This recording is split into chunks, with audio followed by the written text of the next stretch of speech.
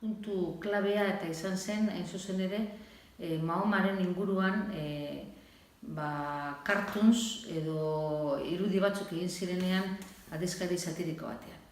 Eta arazoa zetorren aurretik. Idazle batek idatzi zuen umentzako liburu bat Mahomaren inguruan ilustrazioa egin berzan eta ez zegoen ilustratzailerik hori egin zuenik.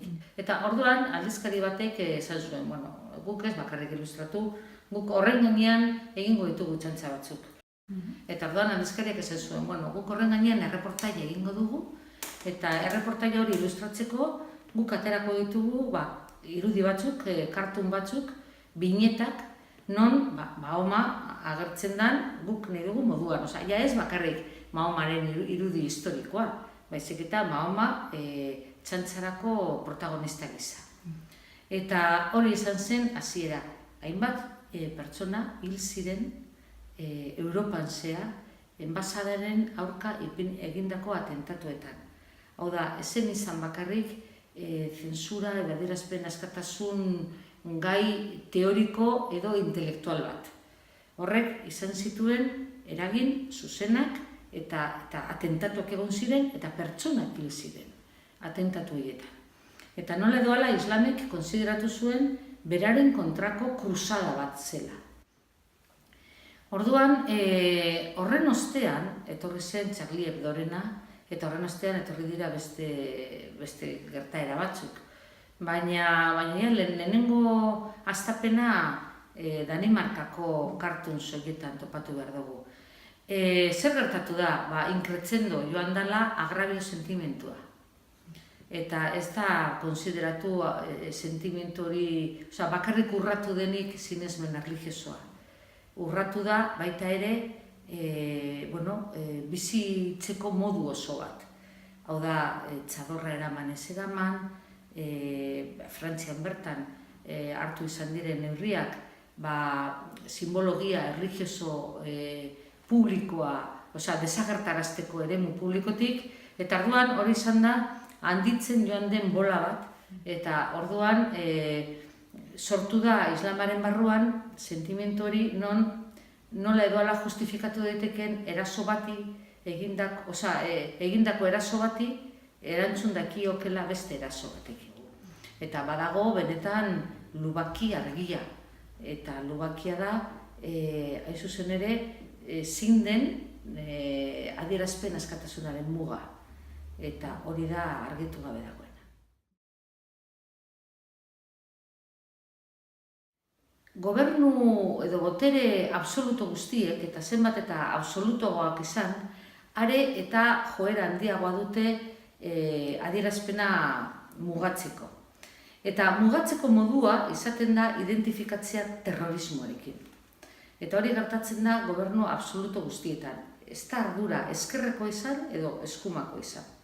Gure kasuan ikusi dugu terrorismo akusaziopean egon direla kartzelan kazetariak, egunkari batean idazteagatik.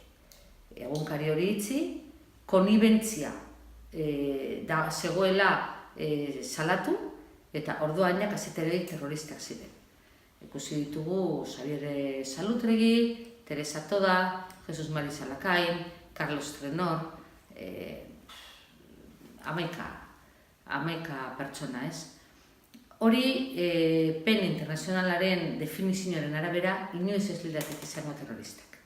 Inoiz ez dutelako ekintzarik egin terroria eragiteko. Gaur egun badago gainera zentsura politez bat, eta da politikoki zuzena dena edo ez dena. Gauza batzuk ezin daitezke esan. Eta askotan autozentzuratu egiten da egilea, pentsatuz txartu ikusi izango dalako. Baina gertatzen da oso fenomeno arriskutsua, norbait datorrenean politikoki zuzena ez den hori hain sinesgarria da, hain erreala da, hainbeste jente identifikatzen da horrekin, gerta daitekela hain zuzen ere pertsona horrek bere ganatzea askoren babesa eta askoren botoak areago hain zuzen ere, esaten ari delako askok pentsatu egiten zuten.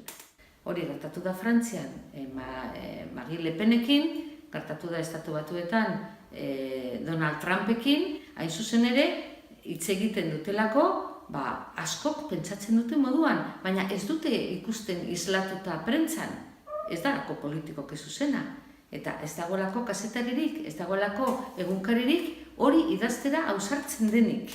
Orain, fomentatu behar da prentzan xenofobia, matxismoa, ez, agian egin behar dena modu natural batean, baina paternalismo handia dago prentzan. Pentsatzen da jendeari eman behar zaio pentsatu behar dutena, eta ez. Askoz ere konfiantza handiago eduki behar da jendearengan.